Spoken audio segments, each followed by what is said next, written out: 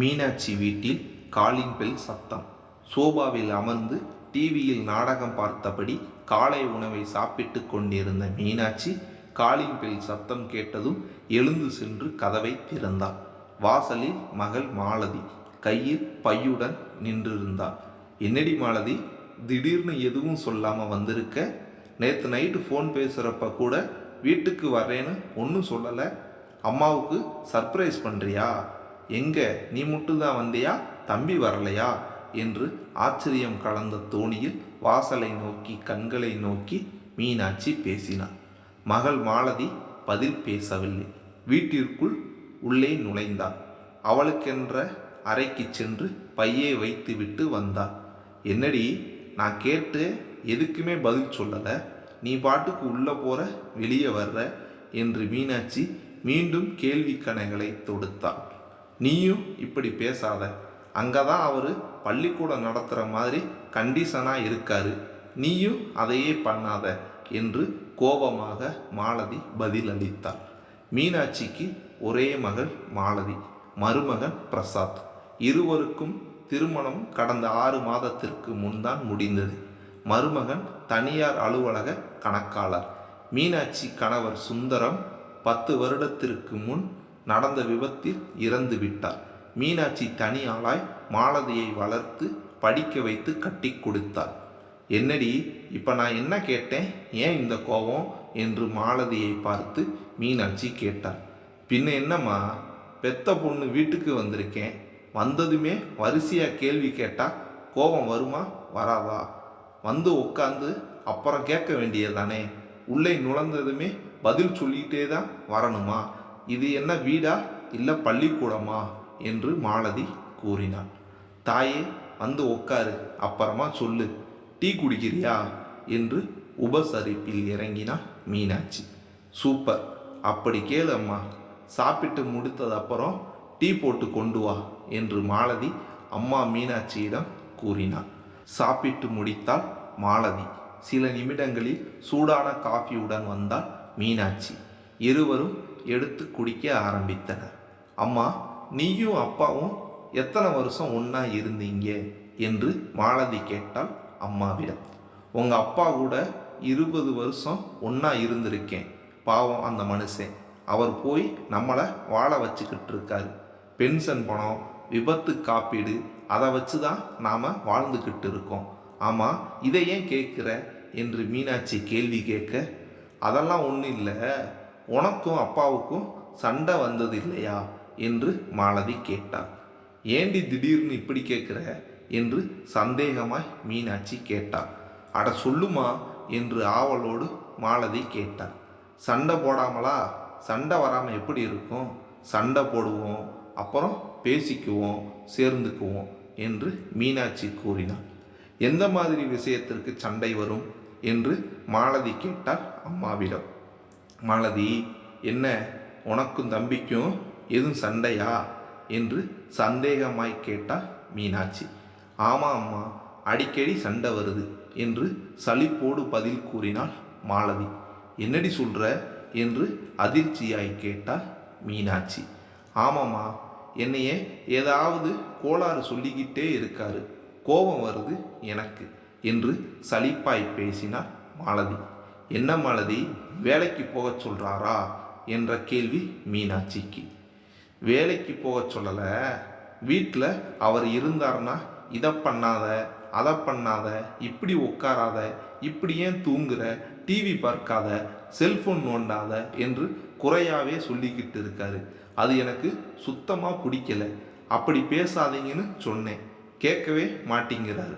அவர் சொன்னதை சொல்லிக்கிட்டே இருக்காரு, அதான் அவர்கிட்ட சண்டை போட்டு வந்துட்டேன் என்று கோபம் கலந்த தோணியில் மீனாட்சியிடம் கூறினாள் மாலதி. ஏண்டி மாலதி, வேலைக்கு போயிட்டு வரும் மாப்பிள்ளை உன்னிடம் சில விஷயத்தை எதிர்பார்த்து இருப்பார். அதை புரிஞ்சு நீ தான் அட்ஜஸ்ட் பண்ணிட்டு போகணும். வீட்டில் இருக்கிறது 2 பேர் தான். அவர் வீட்டுக்கு வந்ததும் அவர்கிட்ட கொஞ்ச நேரம் பேசணும். நீ செல்லு, டிவி பார்த்துக்கிட்டே இருந்திருப்ப, அதான் திட்டி இருப்பார் என்று மீனாட்சி நடந்ததை நேரில் பார்த்த மாதிரி கூறினார். அதுக்குன்னு அவர் வீட்டுக்கு வந்துட்டா நான் அவர் அடிமையா?